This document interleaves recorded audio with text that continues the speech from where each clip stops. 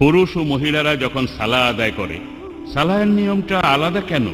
প্রশ্নটা করা হয়েছে সালাহ আদায় করার সময় পুরুষ এবং মহিলাদের সালাহ আদায়ের নিয়মটা আলাদা কেন। আমি আগে বলেছি যে বাজারে অনেক বই পাবেন যেখানে সালাহ আদায়ের বিভিন্ন নিয়ম কানুন দেওয়া আছে।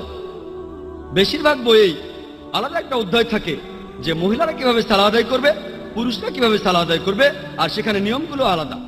সত্যি বলতে এমন একটা সহিহ হাদিসও খুঁজে পাবেন না যেটা বলছে যে মহিলারা তাদের সালাহ আদায় করবে পুরুষদের চেয়ে আলাদা নিয়ম।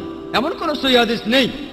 আর আপনারা যদি সহিহ বুখারী পড়েন 1 নম্বর খণ্ডে সালার বিভিন্ন বৈশিষ্ট্যের কিতাবে 63 নম্বর অধ্যায়ে উম্মে আদ-দারদা রাদিয়াল্লাহু তাআলা আনহা তিনি তাশাহুদে বসেছিলেন পুরুষদের মতো করে, আর তিনি ছিলেন এমন একজন যিনি ধর্মীয় বিষয়ে যথেষ্ট জ্ঞান রাখতেন।